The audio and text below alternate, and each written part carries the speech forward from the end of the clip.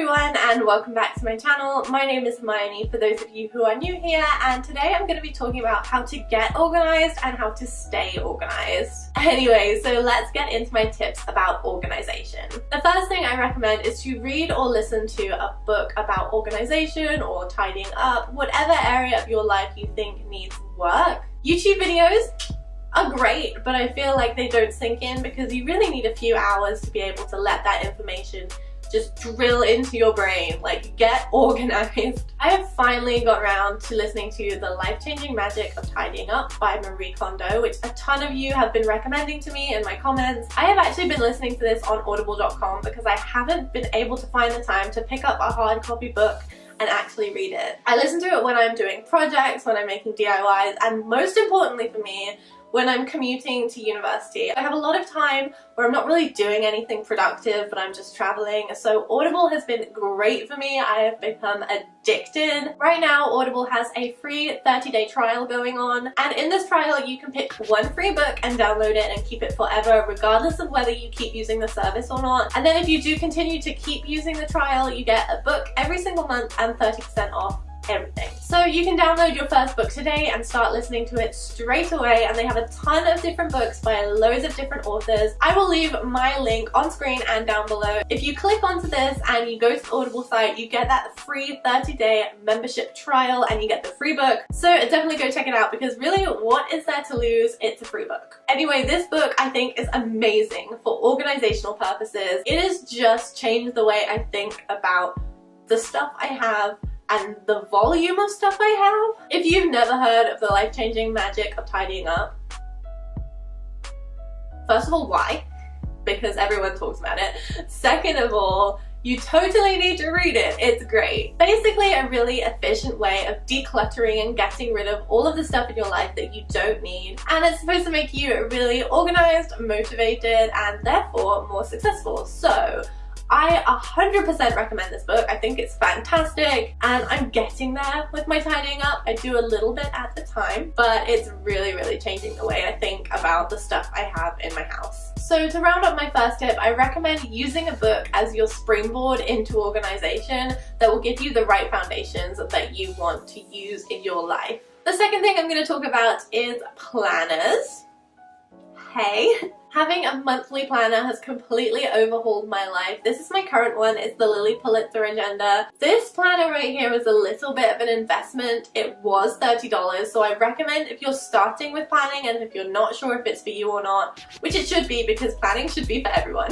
But I do recommend getting something cheaper. I started with like £6 ones or £7 ones from Paperchase, and I finally got to the pinnacle of planners. My boyfriend thinks it's absolutely ridiculous that I spent $30 on this, but I'm sorry, how much is one of those Xbox controllers with the ridiculous grips on the back? How much is that? Please tell me. I think it was like 60 something dollars. Just saying. What I think is really important in a planner, there are 3 things I look for. First of all, I look for a monthly spread. This is double page so you have more space to write on, but I think that's really important so you can see your month at a glance and you can kind of think about scheduling conflicts and things like that. The next thing I think is really important, I didn't know I needed until I got this planner, and that's have a to-do list next to the month. And this is really helpful for those things that aren't urgent but really do need to get done within a certain time frame. And then you have your weekly spread, which is very important for me to have in a planner. Some people like the daily spread. I like the weekly spread because I don't want to completely overwhelm myself. So here I have all of the lectures I need to go to for university, and then all the filming I need to do and the emails I need to write, and I think that works really well. And my absolute #1 thing in a planner is that it has to be handbag size and it can't be too heavy. This one's a little heavy, but it fits perfectly in my handbag, so I can take it with me wherever I go and use it on the go, which I do all the time. My next tip is to use a calendar, and this is pretty much similar to the monthly spread in the planner, but have a calendar on your wall and have it somewhere where you can see it, and this way you know if you have deadlines, appointments, etc. I am not a tech person and I hate having planners or reminders on my phone because they just get all jumbled up. If that works for you, then it's great. It's a really efficient way of doing things. It just doesn't work for me because I like to write things down.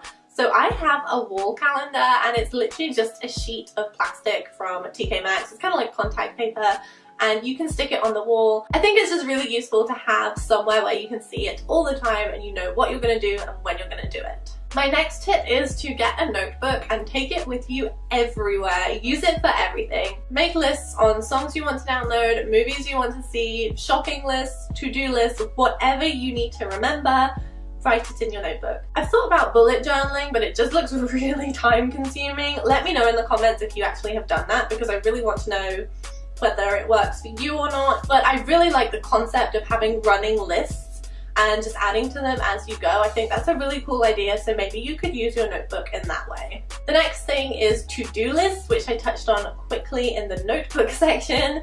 But having a to-do list is really important for getting the stuff done in your day that you want to get done. I have two approaches to to-do lists, and I pick whichever one I feel would work for me that day. The first one is if I'm really unmotivated, I write down literally everything I have to do, from taking a shower to going to the gym, and then all of the things in between, like emails and stuff. This way, once I start scratching out the things I've done, like taking a shower and all of the easy stuff, it kind of feels like I'm in the swing of it and I'm ready to keep crossing stuff out. However, that can be a little bit overwhelming sometimes. So if you're crunched for time or you just don't work that way, you can do the 3 things method. Write down the top 3 things you have to do that day and literally only focus on them. Prioritize and make sure those things get done. They absolutely have to get done and none of it can be left till the next day. I would just say try both systems out and see which one works for you guys. The next thing I have is a little motivational trick if you're trying to do work and just not get distracted. It's called the Pomodoro method. So you set an alarm on your phone and you work for 25 minutes exactly.